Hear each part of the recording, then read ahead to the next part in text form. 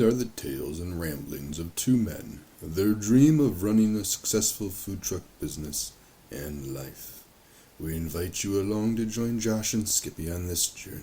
This is Monday Morning Food Truck. Good morning, Skippy. Yes, it's a great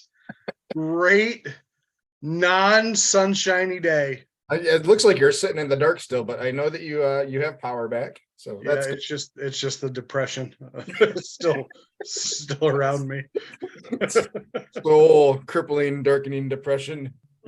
Yeah, We had a bit of a storm last week with the ice and everything, and it was interesting listening to our podcast when I was doing the editing this morning about how optimistic we were about the weather for the week, that it wasn't going to be too bad. Just had one day of some potential rain, sleet, wintry mix, and the rest of the week looked pretty good, which turned into a complete shit show for the both of us. And then as we were recording today, we have the same shit coming through Grand Rapids right now. A lot of ice coming from the sky. So awesome. what did we do to piss off Mother Nature? It was 50 in January. Jeez, oh Pete. Here, I'll lighten my desk up a little bit so y'all can see You're me. fine. You are glowing. You look great. Oh, God. It's just your background. Yeah. And with your black hat and your black shirt, and you look like a floating head. And that's what I feel like. I feel like a floating head. Yes. Well, I'll start. Yeah, please do. And then you can depress everybody. I was gonna say I'll bring down the audience afterwards. Well, I don't know that mine's gonna be all that much better. You worked. We'll call it that.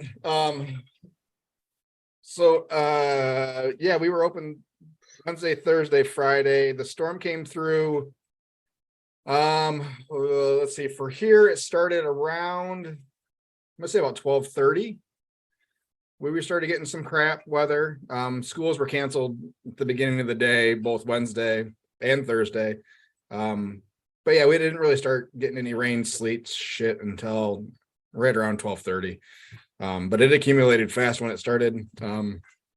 Surprisingly, it was pretty slow for winter storm Olivia warnings, and apparently no one wanted to drive.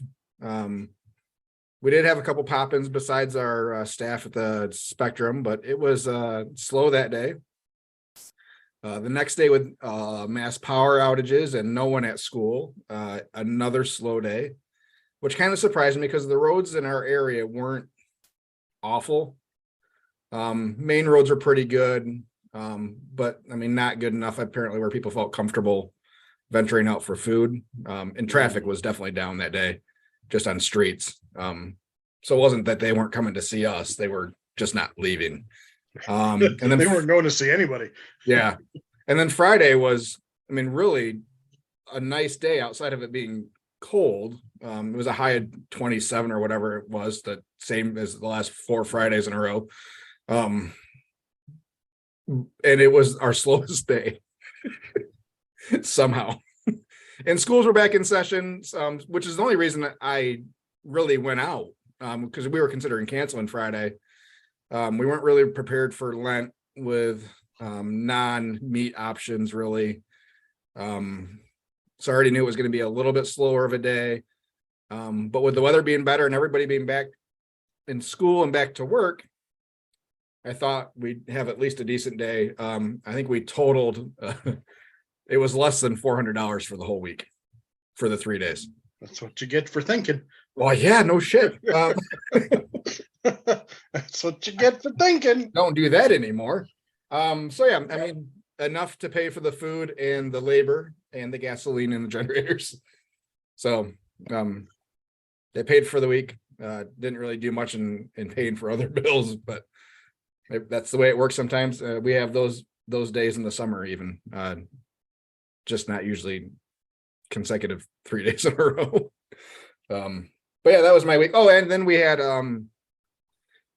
a customer appreciation lunch that was scheduled for this Thursday that on Friday, as we were bored out of our minds, I emailed to make sure we were still good. She's like, oh, nope, we had to cancel that. Okay. Oh, And that was after she asked, I sent him the invoice to pay the deposit. And she sent it back like right away saying, hey, can we switch? Because they had it scheduled for Friday originally. She's like, we didn't realize it was Lent. Could you switch it to Thursday? I said, yep, no problem. And then I never heard anything back. The deposit didn't get paid. oh, they didn't pay the deposit, huh? So I was like, oh, well, this is a red flag. So then I reached out just to make sure everything was good. It wasn't good. Wasn't good. They canceled their lunch, or at least that's what she told me, and didn't cancel us. It was a cancel of the event. So maybe I'll swing by there this Thursday and see if there's another truck sitting there. I would, just for shits and giggles. Throw eggs at them. Boo. So yeah, that was my week. Good times. Good week to own a food truck to be open during the winter. I just want to know whose idea was this. Run a food truck. They said it'd be fun. I didn't say that. No, you got me all ready to go. I was all happy. I said the exact opposite, that this was not fun. Anyhow, oh, sounds like an Amazon person is across the street or something. Not you, me. No, it is absolutely pouring out. Yes, it is. So, I was without power for the better part of 4.5 days, and I'll go camping all day long. I don't mind camping. Camping or glamping? I started out camping. Okay. Glamping is just a privilege. But no, camping is fun. Nature, all that wonderful junk, it's fun. But having to do it in your own house without any heat, that's not fun. So my wife, who owns her own pet services business, was lucky enough to be booked this week at staying at clients' homes. So she had power. And it was like, I don't know, a neighborhood next door. It wasn't too far away, but her power didn't go out. So we've owned this house now for 3 years. And it's got 2 fireplaces, one gas, one wood. And the wood's in the bottom level. And I have never used it in the 3 years that we've been here. And I'm like, well, might as well try something. So opened up the flue, which I thought was the flue. I don't know. I shined a light up there. I'm like, I don't see anything bad. There's no creosote, nothing off the chimney walls that were bad. So I lit a fire and it worked. I was happy. It Didn't worked. burn down the house. That's good. You didn't die. Did not burn down said house. Good. Since I run an offset smoker, I do have a lot of wood. The wood was very seasoned and very dry and burned really quick. So I was getting up probably every 20 minutes to throw another stick on, and they were small sticks. So yeah. Stick burner style. Yeah. So how long does it take to cook a Skippy at? Well, so we leave our downstairs and our upstairs have 2 different zones for heating, and it's all boiler heat. So the downstairs runs in the floor. So we always keep it at a lower temperature because we don't spend a lot of time down there during the winter time. So it's always at 64. It stayed about 57 the entire 4 days, 4.5 days, whatever. Yeah. So it was doable. But then then come the day after, I don't know, Thursday, whatever Thursday was, whatever was the day after the storm or day of the storm, whatever. A branch decided I made the stupid mistake of not pulling my truck up after I had gone somewhere, and all the way up into my driveway, and I just kind of parked it. And my buddy was over, and we heard a crash. And I go out, I'm like, oh shoot! And he sees it firsthand before I do. He's like, oh boy! I walk out, I'm like, oh, there happens to be a large, 4-inch, 5-inch thick branch on my truck, and it busted my windshield. Mind if I share the picture? Oh, please. Absolutely. That'll drive our YouTube audience. Our YouTube visitors. Yeah. So there's room for you to see out of that. You got like all right through here. There's glass. Surprisingly, there's glass on the inside of it too. I don't know how. I mean, I guess that's what happens, but. Well, at least you pulled your windshield wipers up so they didn't stick to the windshield. No, I did that because it was still. I wanted to make sure they were still functioning. Like the branch didn't destroy that. So the plastic piece that's right after my hood, but right below my windshield, the little black piece. Yeah, that's the only thing that really busted. So I'll have to replace that. I'm hoping that the windshield people today don't give me any bullshit about it. Because if they do, I don't know what else I'm going to do. Well, it could have been a lot worse. I could have been in it. I mean, I probably would have been better. Anyway, so so that happened, and a lot of branches fell. Nothing hit the house, which is, when you live in the woods, it's kind of a good thing. Yeah. But honestly, it was scary. It was probably the most. That night, I was just standing out front because a lot of branches had fallen out in the front yard, and I just hear snap, crackle, pop across the street, and just things falling. Mm-hmm. And it was quite scary, seeing stuff. Just Mother Nature is excuse my language, but a bitch sometimes, and she really unfurls her was it ferocity? Go with that. But I want to give a shout out to my neighbor, who I know doesn't listen, but whatever. I gotta tell you a story. My neighbor's probably about 90 something years old, and he has a chainsaw, and he's that old guy that walks out that like clips his grass with snippers, to make it look all nice and pretty or whatever. Mm-hmm. So he actually had a big, like half a tree fall in his front yard, and it blocked the road. I went out. I could not get through our neighborhood without driving through somebody's yard. There were so many trees down. Anyway, so this guy's out, and then one of our neighbors brought a chainsaw down, and I look at the old guy, and he's out there with a tree branch limb saw, handheld, just going to town. I'm like, you are absolutely hardcore. So the other guy, he's sawing as the other guy is using a chainsaw. And I'm like, I can just you want me to just tie a strap to it just so we can move it out of the road? And they're like, nope, we got it. I'm like, sure you do. Sure you do. So and then as he's out there, I'm just watching branches fall. And then the guy with the chainsaw was helping me cut mine up. And he's like, that guy can't hear. He's like, there's branches falling, and they're falling all around him, like in his driveway and such, and he can't hear a thing. Like, I was happy when his kids showed up and were like, get your ass in the house. It's like, do I want to be like that when I'm 90 something years old, just hardcore? Yes, absolutely. Out handsaw. He said he was using a handsaw because he couldn't get his chainsaw to start. Except he's out there, without a shirt on, all Jack Palance style, just smoking a cigar. He's got that hunch too. He's got the old man hunchback. He's a nice guy. Seen some shit in his day. He's not going to be fucked over by no tree. Nope. Yeah, but that was fun. And then I missed an event Saturday, which I was told was a banger, and it just depresses me even more. But it's a new week. We're probably going to be open this week. We have an event Friday, so awesome. We'll be open this week. We're going to do something. We can put February behind us. Thank the Lord. Yeah, it's spring is upon us. It's we're only a couple of weeks away from spring, so yeah, they can't be. Yeah. I'm excited.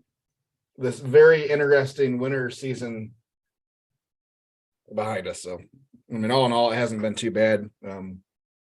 Just the timing of some of the events could have been a little bit better for food truck life for us. So, what do you got? What do you got to talk about? What do you got to talk about? Anything good? Oh boy, oh boy. I got one. I got one thing. Whenever you're.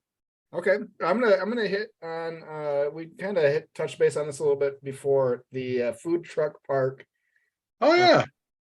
in Grand Rapids, the back lot. They have two other locations, Traverse City and Petoskey, I believe.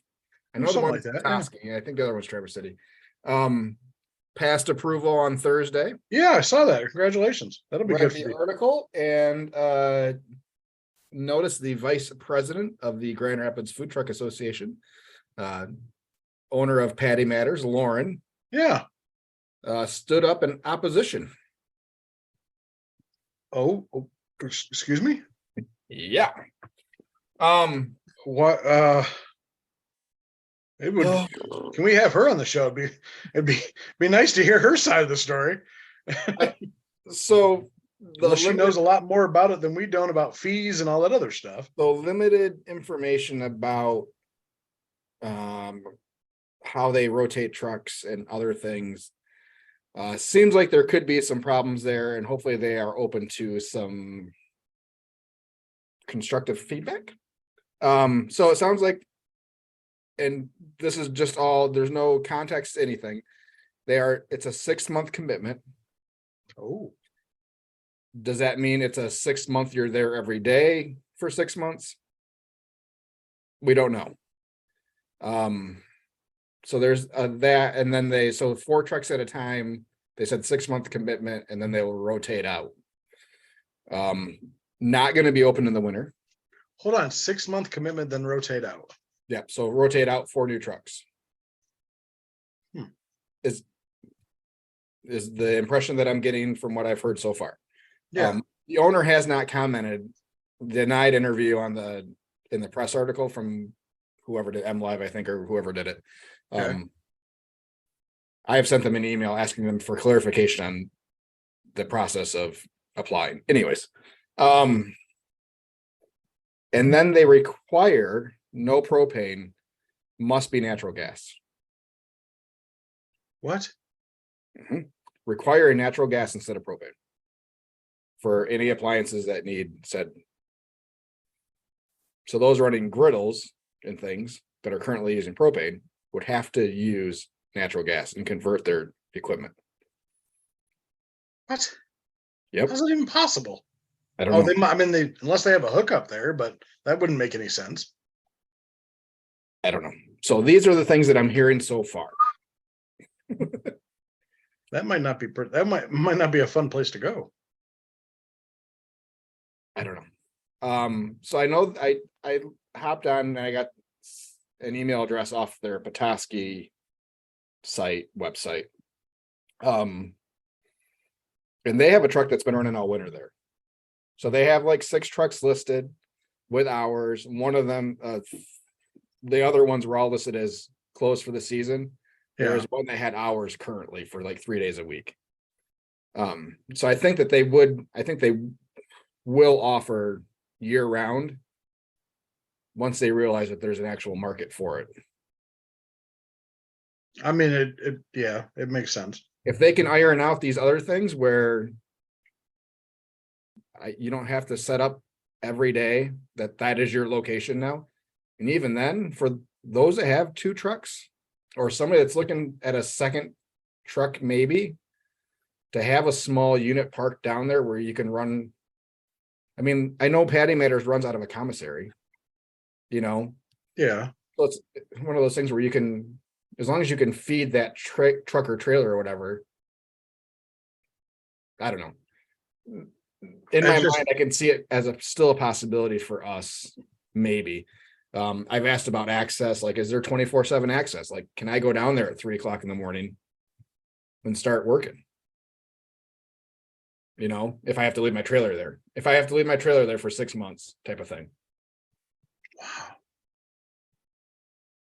So. Did you ever watch, you're familiar with who Eddie Jackson is? Eddie Jackson? Yeah. So he was a former football player turned like chef. Okay. He was on Titans? Possible. No, it's Eddie George. Okay. Anyway, so he's from Texas and he's had he actually owns a food truck park there, or beer garden, basically. Okay. And he had a show on, I think it was the Cooking Channel. It's like 4 episodes long. And he had 3 stationary trucks there that stayed there all the time. And then they brought in, basically, I mean, it was a competition too.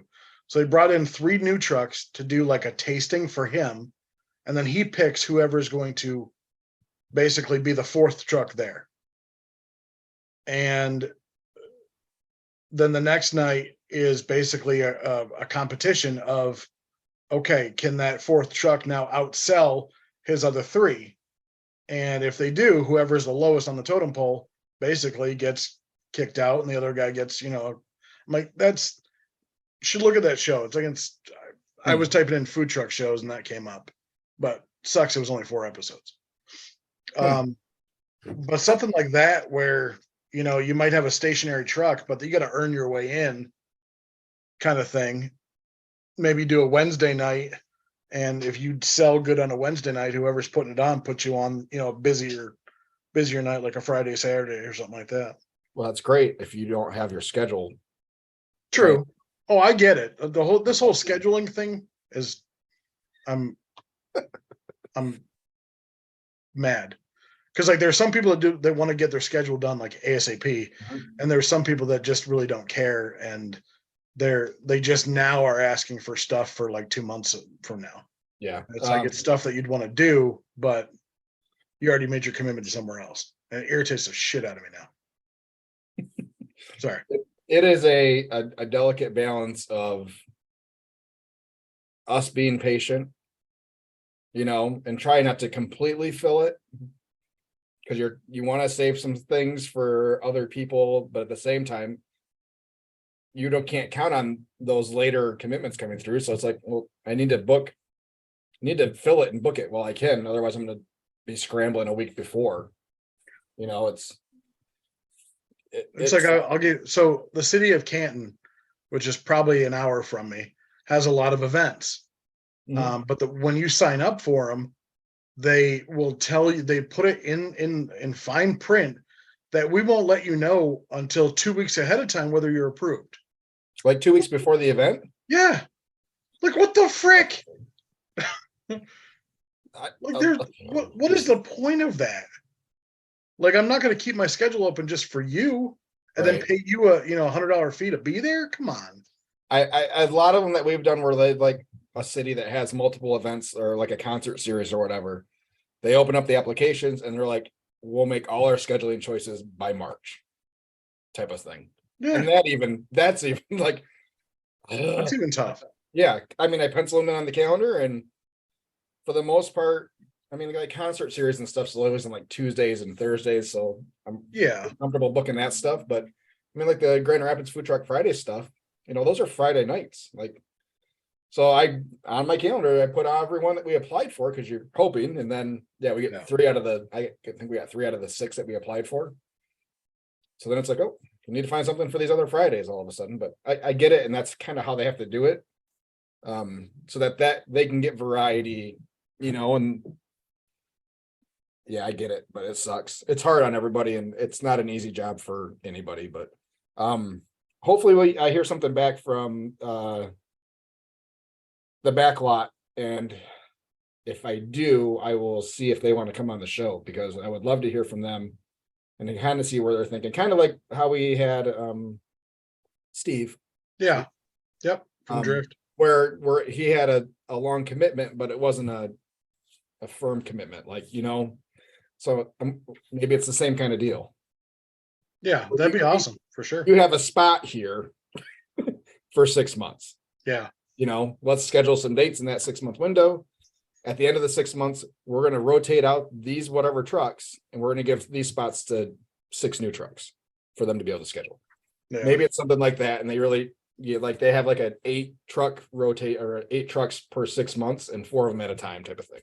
Do you think it'll be? Have they talked about the size of it as far as how many trucks? I thought I thought the article said 4, or I heard 4 at a time. So But a huge patio area. Like the other ones are widely loved.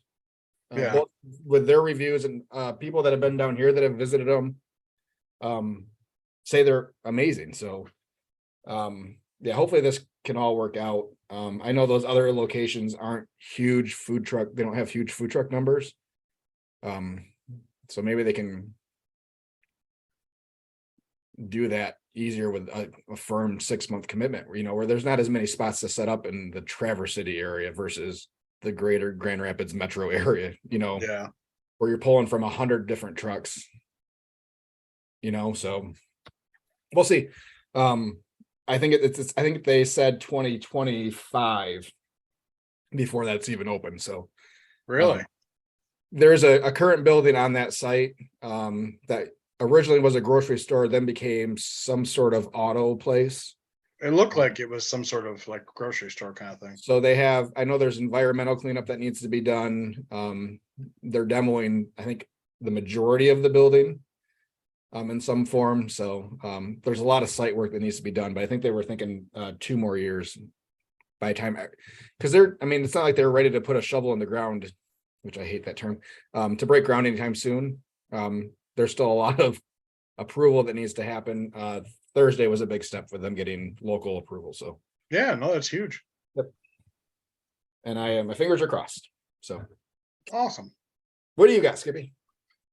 Well, so I received an email. So I'm signed up for a beer festival in early March on a Saturday, and I wasn't able to get in last year because the organizer said they already had a barbecue truck. Okay. So I helped her out with an event this year, and I said, "Hey, as a courtesy, remember me for the beer festival coming up." She's like, "Absolutely, you're in, no matter what." I said, "Okay, great, thank you." So I get an email today or yesterday regarding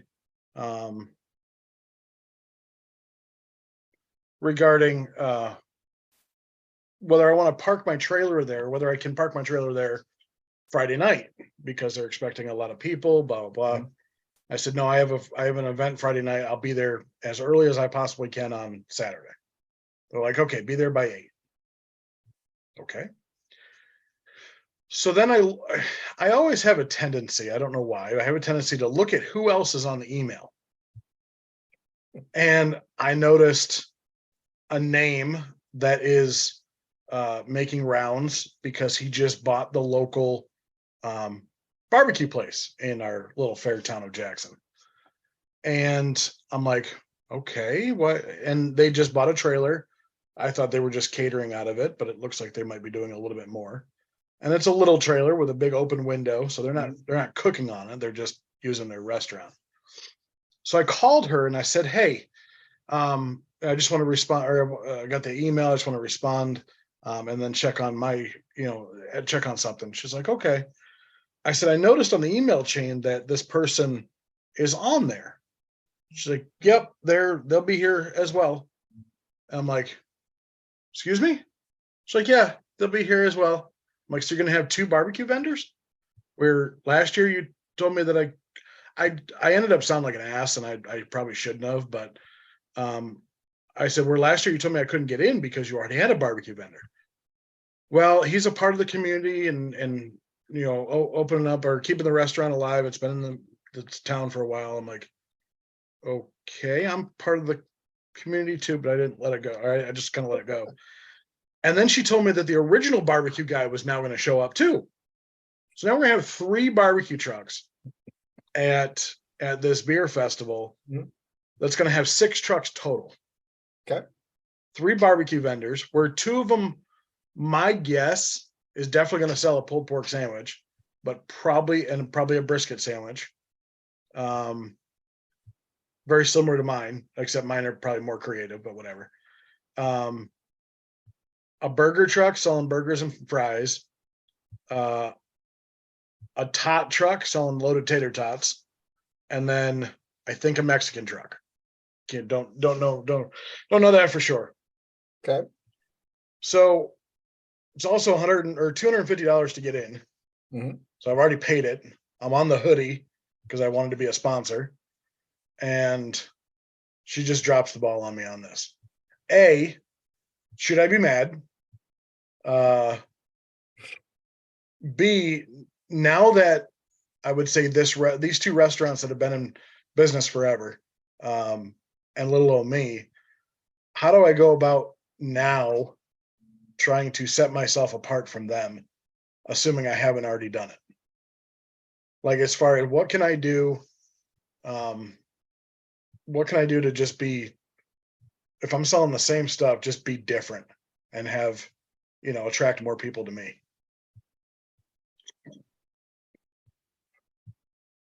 I'm not afraid of competition. I don't care. I will set up next to anybody. I don't care. It's just more of they are going to be selling the same exact stuff, and this person didn't even. Okay. So let's try to address the first one first.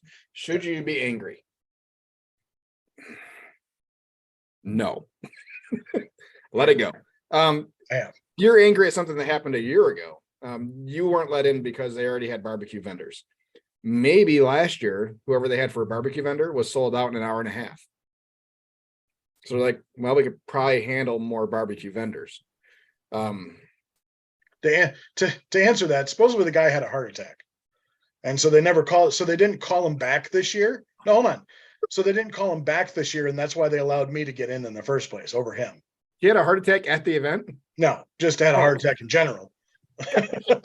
Just had one in general, and that's why they didn't call him back. And then they called to confirm their spot, and she's like, "Oh, I didn't invite you back because I thought you were dying." But gotcha. Okay. Anyway, I mean, maybe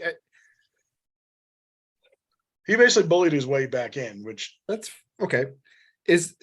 Do they have the same number of trucks that they had last year? No, they have more. They have more this year? They had 3 or 4 last year. Now they have 6. Okay. Is the expected attendance? I mean, does it still take out the part that it's 3 barbecue trucks? Is there enough attendance there for 6 trucks? In theory, I don't know. I can't confirm nor deny that. I don't know. Okay. I mean, you can be miffed. I don't think you need to be mad. Like, I think it's something to keep in mind, depending on how this year goes, on whether or not you go back next year. Well, so you're getting a wishy-washy on similar foods clauses at an event, and then it was a poor. I mean, no different than a barbecue contest. You're gonna pick a well-run barbecue contest that maybe has a smaller purse over a big purse shit show of a barbecue contest, where everything's piss poor organized and type of thing, So if it's that kind of situation where you have problems getting in and it's just everything's an issue there, then yeah, be pissed and don't go back and you learned a lesson. But if this whole, we only have 1 barbecue truck and now this year we're going to have 3. If everything runs smooth and everything's good and you all make money, then let it go and it's not a problem, right? Yeah. But you're not going to know until you know. Now, as far as you being set apart from the other 3 or the other 2 barbecue trucks are barbecue trucks, man. They're all going to sell the same thing. So how do you get people to your line versus other lines? I don't know. Is it worth running an ad? Yeah, I would. I do a Facebook ad, 100%. I mean, I do them every week. So every week. The problem is I can't do an ad for that event because it includes alcohol. You just can't use their. Oh, because of the word Beer Fest? Correct. The reason I know that is I tried to run one for a distillery and they blocked it because it had the word distillery in it. See, I don't have that problem. Maybe it's because it's on my attached picture that the word distillery is. I don't know. So maybe if you do something through like Publisher or whatever, like you make a flyer of your own and then post like how I do my schedules for the week, do something like that. And then maybe it won't catch it because I never have a problem. I've never had anything decline because of distillery, brewery. And there's at least one on every one of our schedules and every one of our boosted posts. during the summer at least. So maybe try that. And then just don't, in the text of it, don't put the name of the festival or whatever, unless you're tagging the page. Well, I think I can use something a little bit different, but I think I can do something. It kind of just ran, it irked me, just when I get it. And it's probably the first event that's really ever just made me mad.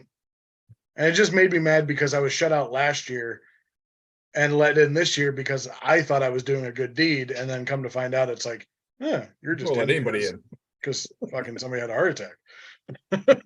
Like, well, great, thanks.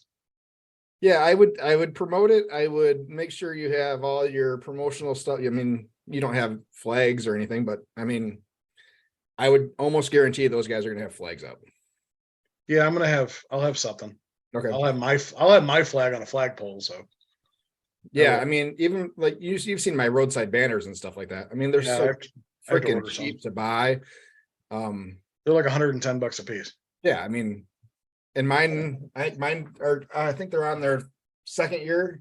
I think I've had them for 2 years. I think I made it through 2 seasons, and I'll replace them this year because they're starting to get a little faded and a little tattered from the poles. But that $110 includes the pole and the stake. Yeah, everything from the same place. I mean, it's everything. So yeah, it really is not a bad deal. I'm gonna do more roadside vending, so I'm gonna need a couple of those. So